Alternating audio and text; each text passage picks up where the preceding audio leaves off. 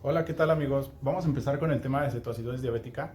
Es un tema muy importante porque entra dentro de las crisis hiperglucémicas, ¿sale? Recordemos que pues, tenemos dos grandes crisis hiperglucémicas, que es pues, la cetoacidosis diabética y el estado hiperosmolar hiperglucémico. Y lo más importante de todo es saber cómo vamos a catalogar si es una u otra, ¿sale? Saber la diferencia tanto pues, más clínica y bioquímicamente, ¿sale? En laboratorios, ¿ok?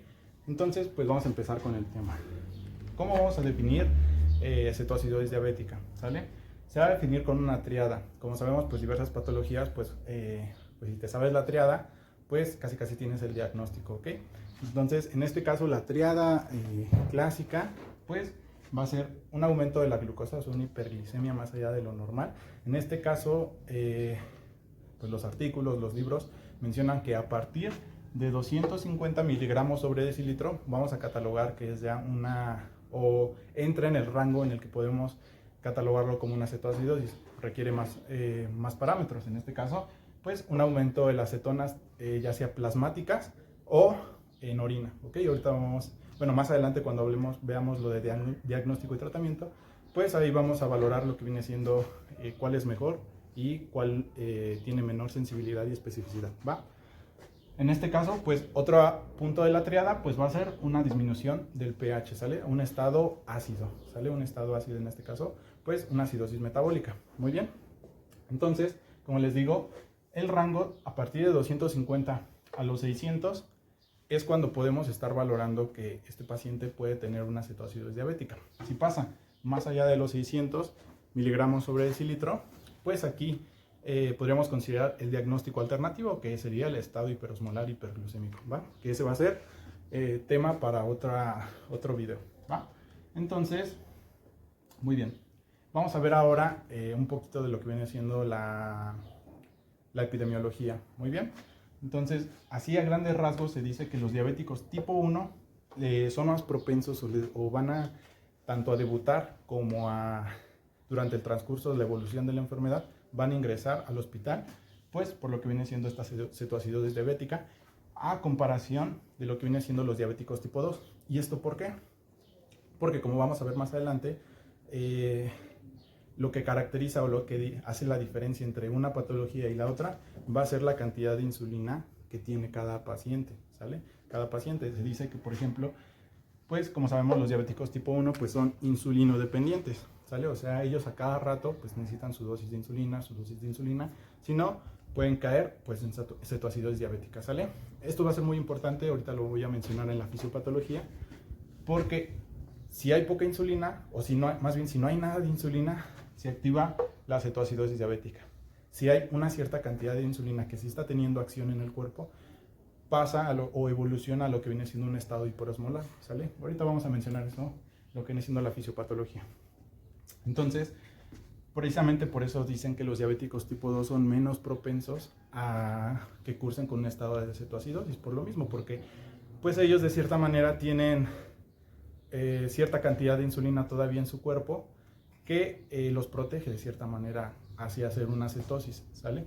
Pero no es la excepción, porque muchos pacientes diabéticos tipo 2 sí cursan de igual forma con cetoacidosis, ¿sale? Entonces, en este caso, pues se puede ver, como ahorita vamos a mencionar, las etiologías, ¿va? Entonces, vamos a pasar a lo que viene siendo la etiología. Aquí, como les digo, entonces la diferencia entre el estado hiperosmolar y la cetoacidosis va a ser la cantidad de insulina, ¿ok? En este caso, la cantidad de insulina para que se haga una cetoacidosis, una cetosis, va a ser una insulina completamente pues disminuida, ¿sale? No hay nada, ¿sale? Entonces, esto es la característica, aumentan las demandas de insulina, ¿sale? Entonces, esto es muy importante saber qué es la demanda de insulina. Cuando aumentan las demandas de insulina, ¿qué quiere decir? Que, por ejemplo, ahorita voy a profundizar más en esto, pero así a grandes rasgos, para que sea entendible lo demás, cuando estamos en estrés, por ejemplo, una enfermedad, etcétera, pues aumenta mucho lo que viene siendo las hormonas contrarreguladoras, ¿sale? Glucagón, adrenalina, etcétera. Ahorita las voy a tocar más a fondo adelante, ¿ok? Entonces, aumentan mucho estas hormonas y ¿qué va a pasar? Empiezan a generar mucho aumento o mucha resistencia a lo que viene siendo esta acción de la insulina, ¿sale? Entonces, a su vez que provocan aumento en la acción de la insulina, esta insulina se empieza a agotar, o sea, empieza a expresar muchos GLUT4 para que toda esa glucosa que se está formando por el estado de estrés entre al hígado, entre al músculo y entre a los adipocitos, ¿sale? Entonces, a eso me refiero a que aumentan las necesidades de insulina, ¿sale? Estamos en estrés, ese estrés provoca aumento de la glucosa en sangre, glucogenólisis, gluconeogénesis, ahorita lo vamos a ver. ¿Y qué tiene que hacer esta insulina? Como hay mucha glucosa dentro del cuerpo, tiene que meterla en algún lado porque si no, pues este paciente se va a ahogar en glucosa, ¿sale? Entonces, eso vendría siendo lo normal, ¿sale? En este caso, pues la insulina aumenta mucho su secreción y provoca mucha entrada de toda esta glucosa que se está generando por el estrés o por la enfermedad, la mete a lo que viene siendo el hígado, el músculo y los adipocitos, ¿ok? Esto vendría siendo, pues, normalmente en un paciente, pero también sucede en la persona que está cursando con cetoacidosis, que ya es diabética, pero aquí sucede de una manera muy desregulada, ¿ok? Ahorita vamos a pasar a esto. Entonces, a eso me refiero que aumentan las necesidades de insulina, ¿ok? Alguna infección, algún estrés, algún traumatismo, ¿sale? Y no solo eso, también tenemos fármacos que nos van a provocar pues, mucho aumento de estas hormonas, ¿sale? Por ejemplo, agonistas beta-adrenérgicos, pues nos estimulan mucho, pues sí, estimulan mucho lo que viene siendo el sistema simpático y pues con ende, pues como es una hormona contrarreguladora, pues tenemos inervación en lo que viene siendo, pues sí, el hígado, el páncreas, pues se empiezan a activar vías metabólicas catabólicas que pues nos elevan la glucosa en sangre, ¿sale? Otros medicamentos, por ejemplo, vendrían siendo ciertos antivirales, vendrían siendo, por ejemplo, también las tiacidas, estos diuréticos tiacídicos, de igual forma se dice que pueden causar aumento de la glucosa, ¿sale? Y principalmente de igual forma los pacientes que tienen que están usando esteroides crónicamente, ¿ok? Entonces todo esto pues básicamente es el mismo mecanismo, ¿va? Entonces, pues bueno, ya tenemos lo que viene siendo principales etiologías. Otras muy importantes es el mal apego al tratamiento. Por ejemplo, como les digo, los diabéticos tipo 2 no es muy usual que cursen con esta patología, pero sí lo pueden hacer si no se apegan al tratamiento, ¿sale? Si no se ponen su insulina a la hora que les toca, si es la dosis muy pequeña, ¿vale? Si, por ejemplo, en los países primermundistas, pues ellos pueden utilizar a lo mejor bombas de insulina que pues se activan sin que el paciente lo active como tal. Entonces puede fallar esta bomba de insulina y no le da la dosis adecuada que necesita el paciente y el paciente pues ni en cuenta. Entonces el paciente piensa que está funcionando, pero posteriormente como no está funcionando y no le dio la dosis pues disminuyen, aumentan las necesidades de insulina, ¿sale? Las necesidades metabólicas de insulina y puede que caiga en cetoacidosis, ¿ok? Muy bien, vamos a empezar con lo que viene siendo la fisiopatología, pero antes de ir de lleno a la fisiopatología de cetoacidosis, voy a hacer un paréntesis rápidamente para explicar así a grandes rasgos cómo es el control de lo que viene siendo los valores de glucosa pues normales, ¿no? Pues sabemos que pues el valor normal de glucosa pues es de 70 a los 100 miligramos sobre decilitro. Allá más arriba de 100 pues hablamos de pues, resistencia a la insulina, intolerancia a los carbohidratos, y mayor a 126 o igual a 126 pues hablamos por ejemplo ya de diabetes, ¿sale? Si lo tomamos en ayunas este parámetro, ¿okay? Entonces como les digo pues el valor normal es de 70 a 100, ¿sale? Y para que se mantenga en ese rango de 70 a 100 pues tiene que ser o sea, es algo muy controlado, muy, sí, vaya, muy específico, muy controlado todos estos medicamentos, tanto neurógenamente, por el sistema simpático, parasimpático y tanto hormonalmente, ¿sale? Entonces, ¿qué va a pasar? La glucosa es el principal, alimento de nuestras células, de todas nuestras células, ¿sale? ¿Qué pasa, por ejemplo, cuando estamos en un periodo de inanición, ¿sale? Que no comemos más allá de 8 horas, ¿sale? Que se dice que es el ayuno más allá de 8 horas. Entonces, ¿qué pasa? No estamos consumiendo alimentos y cuando tenemos este periodo de glucosa, cuando tenemos este periodo de inanición, la glucosa en sangre está bajando. Vamos a poner que está abajo en 81, 72, etcétera, casi rozándole a lo que viene siendo el 70, que es el valor normal inferior que podemos tener, ¿ok? Entonces vamos a suponer que tenemos, vamos a poner 72, ¿sale? Entonces aquí, ¿qué va a pasar? Tiene que haber una retroalimentación, pues sí, una retroalimentación positiva hacia lo que viene siendo vías metabólicas para que ese valor de glucosa se eleve y se mantenga dentro de 70 a 100, ¿ok? Entonces, ¿qué vías metabólicas se van a activar? Pues vías catabólicas, ¿sale? Como viene siendo la gluconeogénesis, primero glucogenólisis, lipólisis y proteólisis, ¿sale?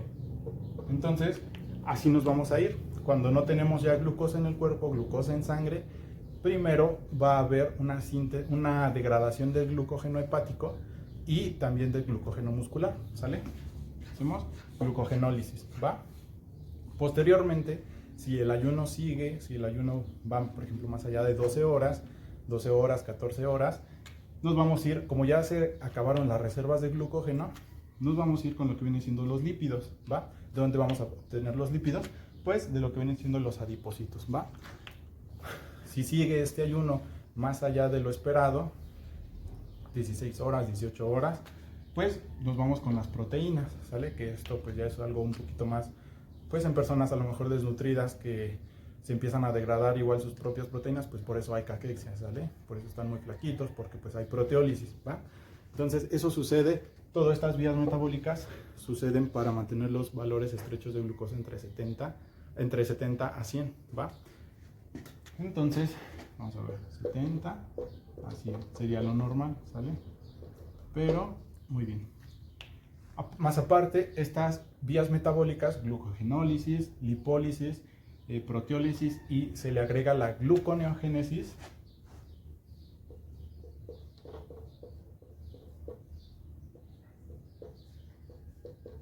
o sea, generar glucosa a partir de otros sustratos, como viene siendo el lactato, la alanina, que es un aminoácido, ¿sale? Que encontramos en el músculo, y el glicerol, que encontramos aquí en lo que viene siendo las cabecitas de los triglicéridos. Ahorita voy a pasar a eso, ¿va?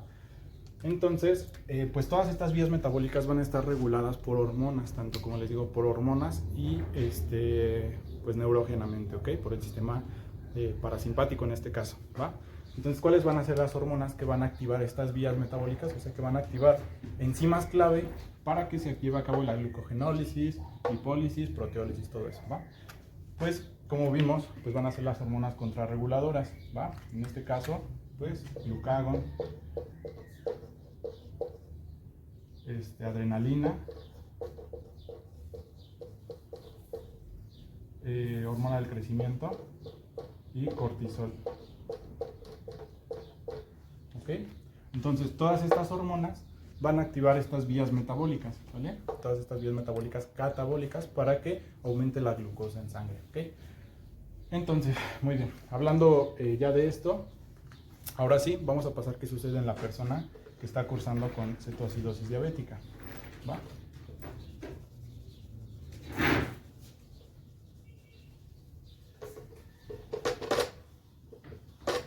Okay. Muy bien, entonces, como les digo, en esta persona sucede lo mismo que una persona normal, solo que aquí el detalle, lo que está sucediendo es de que la poca insulina que tienen no puede meter toda esta glucosa al hígado, al músculo y a los adipocitos, ¿sale? ¿Por qué? Porque recordemos que tenemos órganos insulinodependientes, ¿sale? O sea, que necesitan insulina para poder meter la glucosa del espacio extracelular al intracelular. Todo esto favoreciendo la expresión de los GLUT4, ¿sale? Entonces, el hígado tiene GLUT4, el músculo también, y los adipocitos también tienen GLUT4, ¿sale? Entonces, la insulina pues se une a su receptor tirosincinasa, hace vías intracelulares, etcétera, todo lo que ya conocemos, y favorece la expresión de estos GLUT4. Entonces, aquí el detalle es de que la persona que está cursando con cetoacidosis no tiene esa cantidad de insulina para expresar GLUT4 y para que entre toda la glucosa que se está generando por las vías catabólicas que vimos, por ende, esa persona está en hiperglicemia, ¿sale? Ese es el detalle. Entonces, pues como vemos, disminuye la insulina, no hay expresión de GLUT4, no se expresa GLUT4, H, no se expresa GLUT4, por ende la glucosa se mantiene en sangre siempre, se mantiene ahí y no puede entrar, ¿ok? Entonces, ¿qué va a pasar? Pues como disminuye la insulina, va a haber una desregulación en lo que viene siendo, vamos a llamarle el índice insulina-glucagón, ¿sale? Este índice siempre se debe mantener estable para que pues se mantengan, como les digo, los valores de entre 70 a 100, ¿sale? Miligramos sobre decilitro. En este caso, como está disminuyendo la insulina, ¿cómo se llama? El valor de glucagón pues va a aumentar, ¿sale? Entonces este equilibrio se rompe. O glucagón, ¿ok? Entonces este equilibrio entre la insulina y el glucagón se rompe, aumenta más el glucagón, disminuye más la insulina y pues por ende, como vimos, el glucagón pues es una hormona contrarreguladora, hace lo contrario, ¿sale? Sigue perpetuando más la hiperglicemia, ¿sale? Más aparte, pues aumenta la adrenalina, ¿vale? Pues la adrenalina pues va a venir tanto de las terminaciones nerviosas por el sistema simpático y tanto de la médula suprarrenal, ¿va? Ok. Muy bien, aumenta también, pues como vimos, el cortisol. O sea, aquí estamos en estrés, ¿sale? Estrés, por eso aumentan estas, aumenta la GH, ¿sale? Muy bien. Entonces todas estas hormonas, como vimos anteriormente, van a activar vías metabólicas catabólicas, ¿va? Entonces, pues, en primer punto, el glucagón, en lo que viene siendo el hígado, ¿qué va a hacer? Glucogenólisis, ¿sale? Glucogenólisis. Se va a acabar las reservas de glucógeno hepático y a su vez también en el músculo va a ser lo mismo, glucogenólisis, ¿ok? Posteriormente, como les digo, este mismo glucagón, se acaban las reservas de glucógeno, sigue aumentando la glucosa en sangre. Este es un vaso sanguíneo. Aumenta la glucosa en sangre, ¿sí? ¿Sale? Sigue aumentando, se rompió el glucógeno, se va a la sangre, no puede entrar porque no hay insulina que active el GLUT4, ¿ok? Y entonces, ¿qué va a hacer el glucagón? Pues como vimos, ahora se va con los lípidos. Entonces, este glucagón lo que va a hacer, pues aquí tenemos pues los ácidos grasos, ¿no? Recordemos que en los adipocitos se almacenan lo que viene siendo los triglicéridos, ¿va? Entonces, ¿de qué va a constar un triglicérido? Va a constar de un glicerol, ¿sale? Y 3 ácidos grasos unidos a este glicerol, ¿sale? Por eso se le llama triglicérido o triacilglicerol, ¿va? Entonces, pues este glucagón va a activar una enzima también en lo que viene siendo este tejido adiposo, ¿va? Esta enzima se llama lipasa sensible hormona, ¿va? Entonces, esta lipasa sensible hormona, ¿qué va a hacer? Va a romper la unión entre el glicerol y los 3 ácidos grasos, ¿va? Va a romperlos, ¿sale? Entonces, ¿qué va a pasar? Pues tenemos el glicerol solo y los 3 ácidos grasos solitos, ¿sale? Ya no están unidos, ya no es un ácido, ya no es un triglicérido, ¿va? Entonces, ¿qué va a pasar? A estos, ¿cómo se les van a denominar? Ácidos grasos libres, ¿va? Que pues en los libros lo encontramos así, AGL, ¿sale? Ácidos grasos libres. Y el glicerol, ¿qué va a pasar? ¿Lo vamos a tirar? ¿Se va a desperdiciar? No, nada se desperdicia aquí. El glicerol, recordemos que es un sustrato para la gluconeogénesis, ¿sale? O sea, generación de glucosa a partir de otros sustratos. En este caso, pues el glicerol es uno, vamos a tener otro sustrato que va a ser el lactato y vamos a tener otro sustrato que va a ser la alanina, ¿va? Entonces la alanina pues es un aminoácido que se va a encontrar en músculo o se va a encontrar circulando lo que viene siendo pues todo la sangre, ¿va? Okay. Entonces este glicerol viaja igualmente a hígado para hacer gluconeogénesis y de igual forma estos ácidos grasos libres igual viajan en sangre para llegar a hígado, ¿sale? Entonces, una vez que lleguen a hígado, ¿qué va a pasar? Vamos a borrar.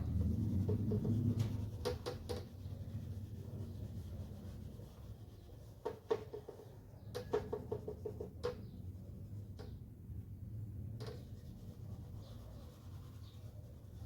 ¿qué va a pasar? Pues se va a dar el proceso de beta-oxidación.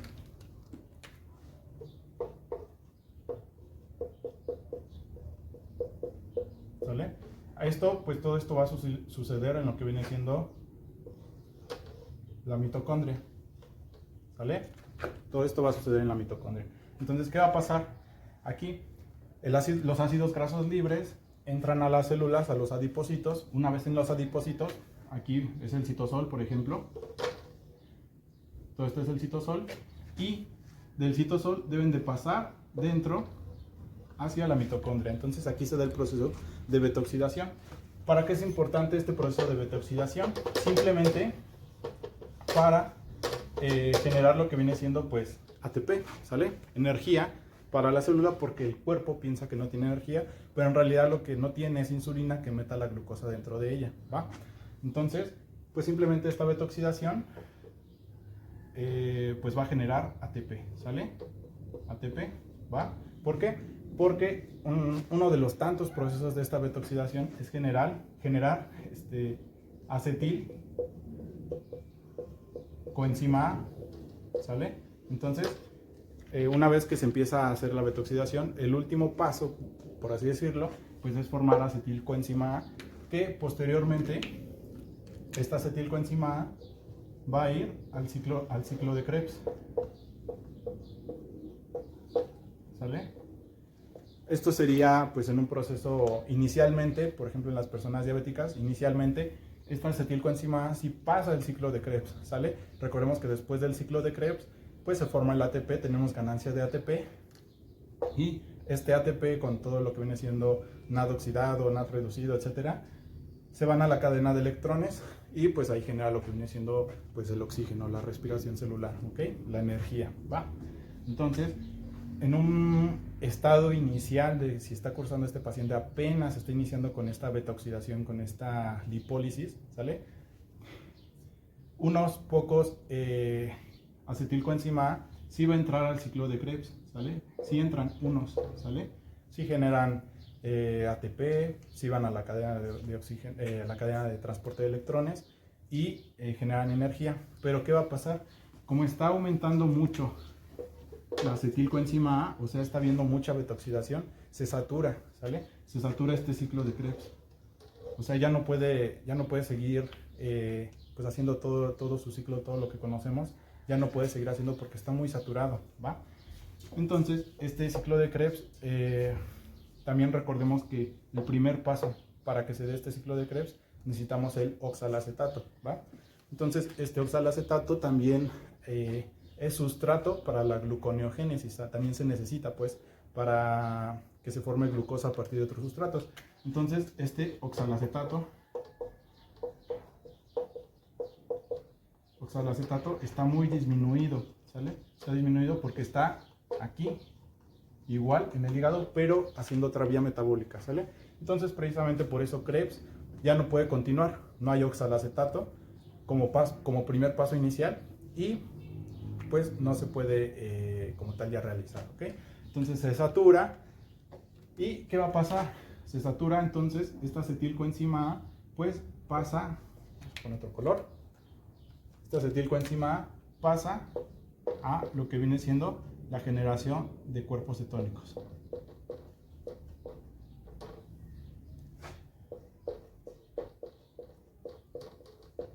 ¿Vale?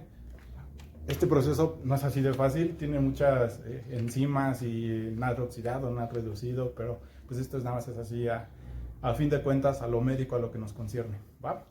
Entonces se generan estos cuerpos cetónicos, ¿va? ¿Cuál va a ser el primer cuerpo cetónico que se va a formar en este caso? Pues vamos a borrar aquí.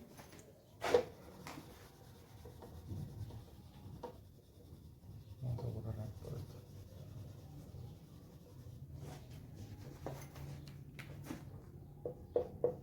Pues el primero se va a formar el acetoacetato.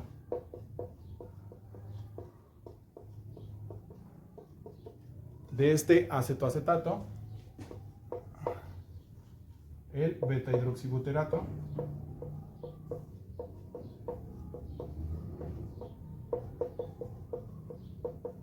y se forma espontáneamente la acetona de una reacción antes del acetoacetato, ¿sale? Se forma espontáneamente, simplemente se le quita un carbono, un grupo carbono, y se forma la acetona, ¿sale? ¿Va? Entonces nos quedamos aquí. Entonces pasamos a este punto. Pues tenemos el primero que se forma es el acetoacetato. La acetona se forma pues espontáneamente, nada más quitándole lo que viene siendo un carbono, ¿sale? Un CO2. Y el beta hidroxibutirato se forma del acetoacetato, ¿sale? Entonces el primero que se forma es el acetoacetato. Aquí va lo importante de todo esto. ¿Por qué? Porque en una persona que no tiene diabetes, que pues está haciendo lipólisis y tiene un ayuno prolongado y llega a cetogénesis, aquí la relación entre el acetoacetato y el beta-hidroxibutirato va a ser 1 a 1, ¿sale? O sea, ¿qué quiere decir esto? Que por cada acetato que se forme va a haber un hidroxibutirato y se va a mantener esa relación, ¿va? Pero ¿qué pasa, por ejemplo, en las personas que están cursando ya con una cetoacidosis diabética? Aquí la relación es completamente desproporcionada, ¿sale? Porque aquí la relación va a ser que el acetoacetato, por ejemplo, va a ser 1 y la relación puede ser 3, ¿sale? O sea, por cada acetoacetato va a haber un hidroxibutirato. Entonces aquí va a ser lo importante en cuanto al diagnóstico, a las pruebas diagnósticas de cetonas, ¿sale? Ya sea en orina o en sangre. Eso lo vamos a ver más adelantito en lo que viene siendo el diagnóstico. Pero este es el caso. ¿Por qué? Porque este beta hidroxibutirato es el que es más específico, por así decirlo, de que en realidad se está llevando el proceso de cetoacidosis o de generación de cuerpos cetónicos todavía, ¿sale? Entonces, se dicen, algunos artículos mencionan que puede ser 1 a 3 o 1 a 10, ¿sale? O sea, por cada acetoacetato se va a formar 10 hidroxibutirato, beta hidroxibutirato, ¿ok? Entonces, esto es muy importante, ¿va? Okay, muy bien. Entonces, ¿qué va a pasar? Una vez que estos cuerpos cetónicos, pues, su forma molecular de estos cuerpos cetónicos pues es ácida, ¿sale? Entonces nos va a disminuir lo que viene siendo el pH, que pues se va a mantener entre 7.35 a 7.45, pero pues lo va a bajar, ¿sale? Va a estar menor a 7.35, ¿va? Entonces, precisamente porque estos cuerpos cetónicos son ácidos, ¿va? Entonces, esta acetona, ¿por dónde se va a eliminar? Se puede eliminar vía renal, o sea, por la orina, o se puede eliminar por lo que viene siendo la evaporación, lo que viene siendo la respiración, que es el típico olor afrutado, ¿sale? Como ¿cómo se llama? El de manzana, se me fue el nombre, ahorita me acuerdo. Renal y por la respiración. Okay. Y los demás, lo que viene siendo el acetoacetato y el beta-hidroxibutirato, por simplemente vía renal, ¿sale?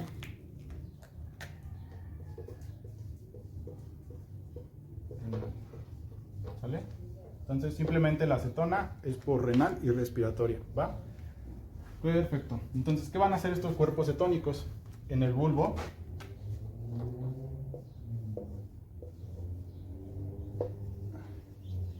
tenemos el núcleo respiratorio dorsal, ¿sale? Este núcleo respiratorio dorsal, pues también va a tener quimiorreceptores sensibles a lo que viene siendo, pues, cambio de pH, en este caso el cambio en los hidrogeniones plasmáticos, ¿va? Entonces, vamos a ir un vasito sanguíneo y tiene muchos hidrogeniones, ¿sale? Muchos hidrogeniones que van a estimular a este núcleo respiratorio dorsal en lo que viene siendo el sistema nervioso central. ¿Y qué va a hacer este núcleo respiratorio dorsal? Pues va a aumentar su descarga en lo que viene siendo los músculos respiratorios y va a provocar un tipo de respiración muy típica o pues sí muy característica en lo que viene siendo esta patología, que es la respiración de Kussmaul.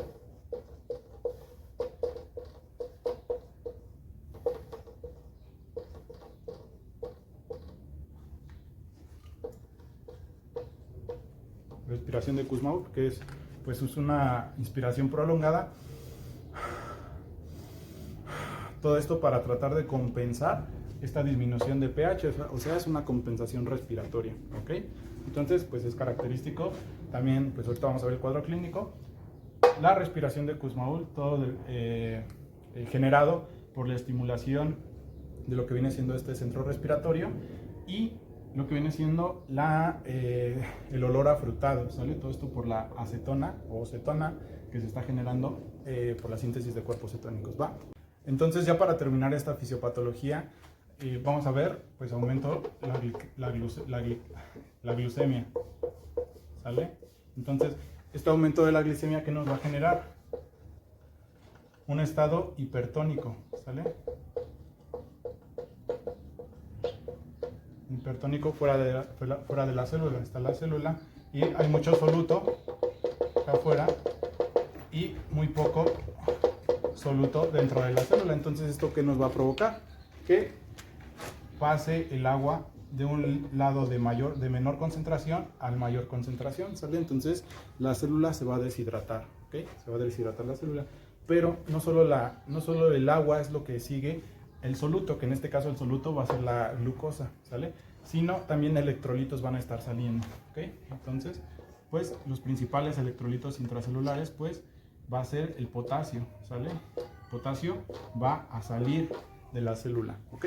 Entonces recordemos también una parte importante, que el metabolismo del potasio, también el principal regulador, pues va a ser la insulina, ¿sale? Porque la insulina va a provocar que el potasio entre dentro de la célula, pero en este caso, como vimos la fisiopatología, no hay insulina, ¿sale? O la insulina la insulina que es poca, se hace mucha demanda de ella y disminuye completamente, ¿ok?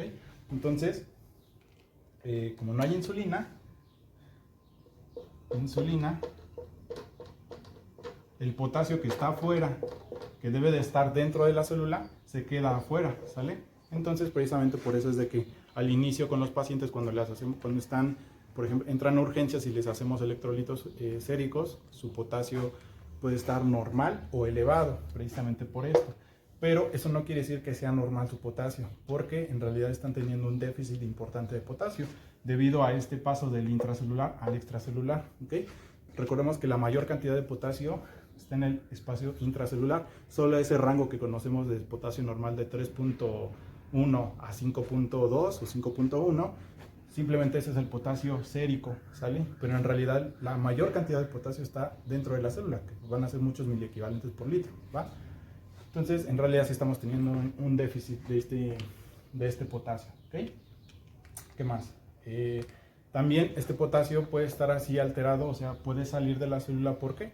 Porque como estamos teniendo un estado de acidez, ¿sale? Un pH bajo, esta misma acidez, este mismo pH bajo, provoca que el potasio salga, ¿sale? Salga el potasio para que los hidrogeniones entren a la célula. Y recordemos que en la célula pues tenemos sistemas buffer, ¿sale? Sistemas que mantienen el pH en un rango normal. Entonces precisamente por eso pasa. Los hidrogeniones entran a la célula y el potasio sale de la célula, ¿sale? Todo esto porque los hidrogeniones se van a unir a sistemas buffer, o sea, proteínas intracelulares, para que se mantenga el pH normal. Entonces, por la insulina, por mecanismo de ósmosis y por la regulación de los sistemas buffer, es por lo que se va a afectar el potasio, ¿okay? Precisamente entonces por esto estamos teniendo una hiperglicemia y el riñón, su umbral de reabsorción de sodio, como sabemos, es de 180, ¿vale? En los túbulos, principalmente en los túbulos contorneado proximal, ¿va? En el túbulo contorneado proximal, ¿sale? Entonces, 180, cuando es mayor a 180, esta glucosa en el riñón ya no se puede reabsorber, ¿sale? Entonces va a haber glucosuria, se va a tirar toda esta glucosa, ¿ok? Y a su vez, pues sí, está tirando también potasio, disminuye el potasio, disminuye el sodio, ¿sale? porque todo este líquido hipertónico, ¿sale? Toda esta hiperglucemia se va, ¿sale? El riñón ya no puede reabsorber tanto que pues, simplemente lo deja ir, lo tira, ¿sale? Entonces, precisamente por eso tenemos un gran déficit de potasio, de sodio, ¿sale? Se dice que también de fosfato, pero que no es tan importante reponerlo, ya lo vamos a ver en el tratamiento, y de insulina, ¿sale? Entonces son los déficits más importantes, y de agua también, ¿sale? De agua, ¿sale? Entonces aquí el déficit aproximado de agua que podemos encontrar aquí en la cetoacidosis se dice que es de 3 a 5 litros, ¿sale? De 3 a 5 litros, ¿ok? Entonces, como vemos, no hay potasio, no hay sodio, o el sodio puede estar bajo o normal, porque ahorita lo vamos a ver en lo que viene siendo el diagnóstico y en el tratamiento, que por cada 100 miligramos sobre decilitro de glucosa que aumente del rango normal, se va a disminuir el sodio 1.6 miliequivalentes. Entonces, puede que el sodio en realidad simplemente esté diluido por todo este paso de agua del intracelular al extracelular, o que de verdad, por tanta diuresis osmótica, si se esté eliminando y de verdad se pierda. Por eso es muy importante, ahorita vamos a ver en lo que viene siendo el diagnóstico y en el tratamiento, ¿va? Entonces, ya para finalizar, ¿cuál es el cuadro clínico? Pues ya básicamente ya lo vimos todo, ¿no? Podemos tener pues un grado de deshidratación muy importante, ¿sale? ¿Cómo lo vamos a valorar? Mucosas secas, taquicardia, porque esté con hipotensión, ¿sale? Puede que su presión arterial media también esté pues muy disminuida, ¿va? El gasto urinario menor de lo normal, ¿sale? Piel seca, turgente, ¿sale? Signo del pliegue, ¿sale? Retardo en el llenado capilar, o sea, todos los datos de deshidratación que conocemos, ¿ok? Entonces, ¿cuál va a ser otro punto importante? Puede que tengamos una respiración de Kussmaul, como les digo.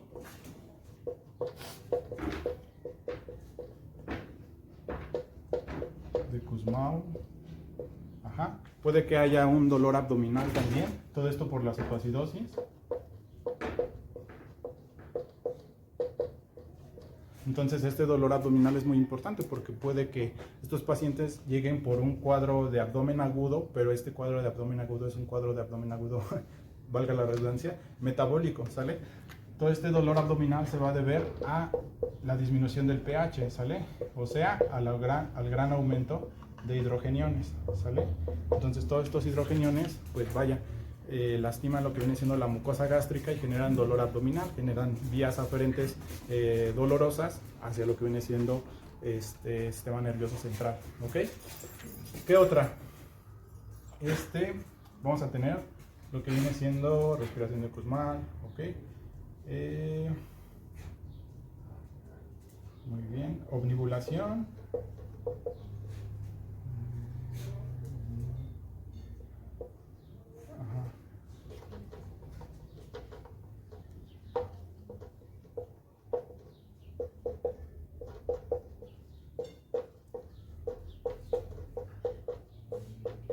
Vamos a tener datos de depresión de volumen, ¿sale? El paciente está letárgico, obnibulado, desorientado, ¿sale? Todo por la gran deshidratación que está causando en este paciente, ¿ok? Entonces, ¿qué más podemos tener? El cuadro clínico, pues básicamente los signos de hiperglicemia, ¿no? Polidipsia, polifagia, poliuria, todo esto por la gran diuresis osmótica que se está teniendo, ¿ok? Las 3 polidipsia, etcétera, ¿sale? Ok, muy bien. Entonces básicamente pues sería lo que viene siendo pues, el cuadro clínico. Y bueno amigos, esto ha sido todo por hoy. El tema que sigue, que viene siendo pues diagnóstico, tratamiento, lo voy a subir el día de mañana, entonces no se preocupen, mañana ya tenemos todo el tema completo de cetoacidosis y espero les haya ayudado mucho. Nos vemos a la siguiente.